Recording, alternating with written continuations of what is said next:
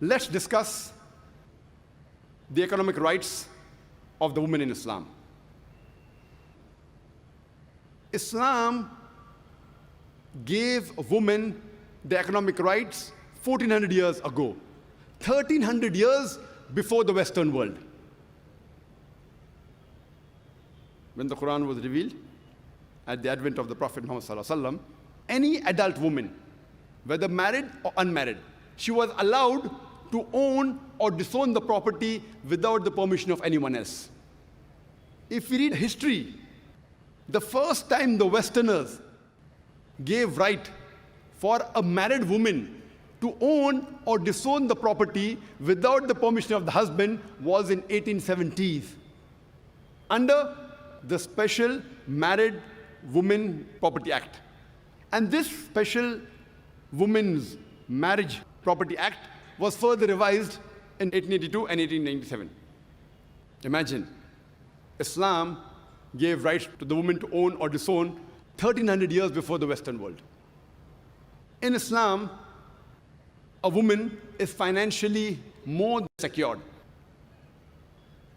Before she's married, it is the duty of her father and her brother. And after she's married, it's the duty of her husband and her son to look after her financial aspects, lodging, boarding, clothing, and all of the financial aspects. She need not work for a living. Financially, a woman is secured.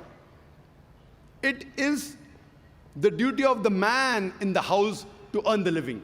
The financial burden is put on the shoulders of the men in Islam.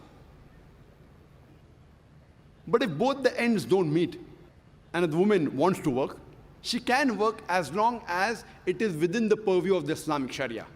She maintains the hijab, and she follows the Quran and Sahih Hadith, because there's no verse in the Quran which prohibits a woman to work as long as it is not against the Quran and the Sahih Hadith. There are many professions which are prohibited for the woman. Those professions which exhibit the body, for example, modeling, acting, dancing, all these professions, they are haram for the woman. It's prohibited. Furthermore, there are many professions which are prohibited for the women as well as the men. For example, working in alcoholic bars, working in gambling den, doing dishonest business, cheating, bribing, all these are prohibited for both men and women. There are many professions which are noble, and we want the woman to do. There are some professions which if the women want both the ends to meet, they can do. For example, they can do cooking at home, pottery, weaving, knitting. They can work in places which have got segregation of sexes, where the modesty is protected, where the hijab is maintained. They can take up noble professions such as teaching. They can become nurses and doctors. If I want my wife, my mother, my daughter, to maintain a hijab but natural, we should make our women folk, some of them as doctors. But if we analyze in Islam, the woman is financially secured. She need not work for a living. It's the duty of the man to look after the financial burden.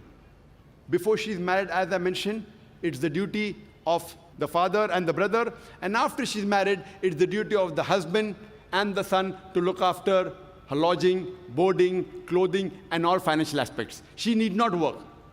But if she works, and if that work is within the purview of the Islamic Sharia, then whatever she earns, she need not spend on the family.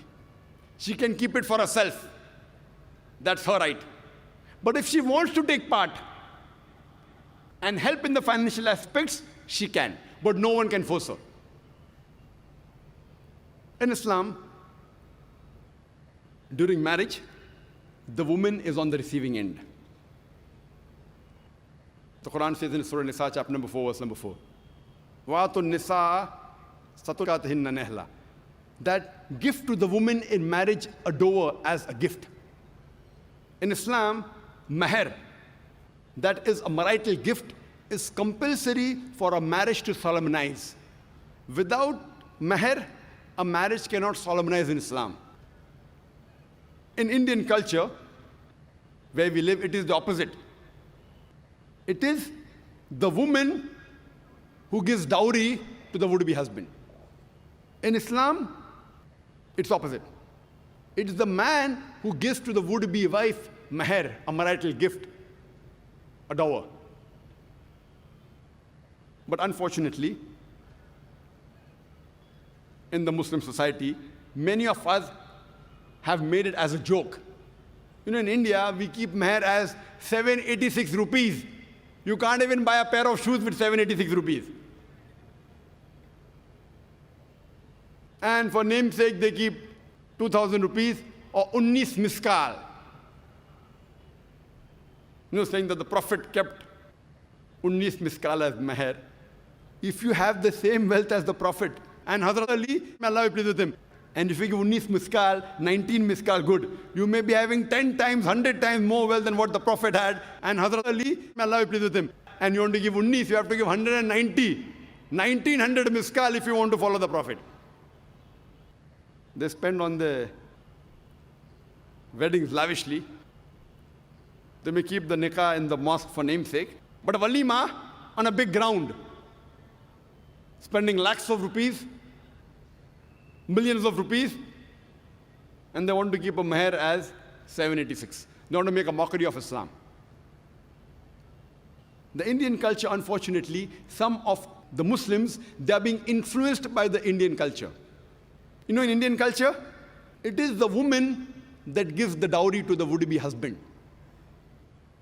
And you know, depending upon the market, if you want to marry a graduate, you may have to give 5 lakh rupees, 500,000 rupees. If you want to marry an engineer, you have to give 10 lakh rupees, 1 million rupees. If you have to marry a doctor, you may have to give 50 lakh rupees, 5 million rupees, as though herds and cattle are being sold in the marketplaces. In Islam, to demand dowry from the would-be wife is haram, it is prohibited. Demanding directly or indirectly, both prohibited. You can't tell the parents of the would-be bride that my son, he likes to travel in a Mercedes car. Giving an indication, I want a Mercedes car for dowry. You know, my son, he likes to live in a 3-bedroom apartment. Giving an indication that you want a 3-bedroom apartment for dowry. Demanding dowry directly or indirectly is prohibited in Islam.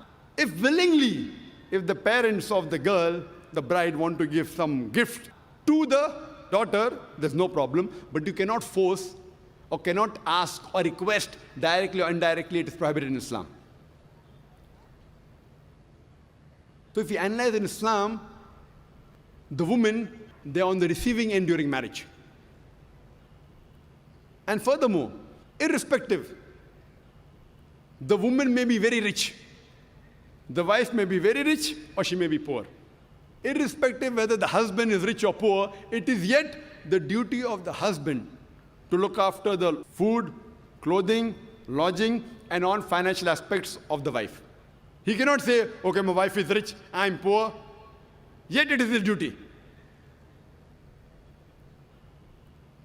Furthermore, just in case, if divorce takes place, or if a woman gets widowed, she gets maintenance for the iddah period, for the waiting period.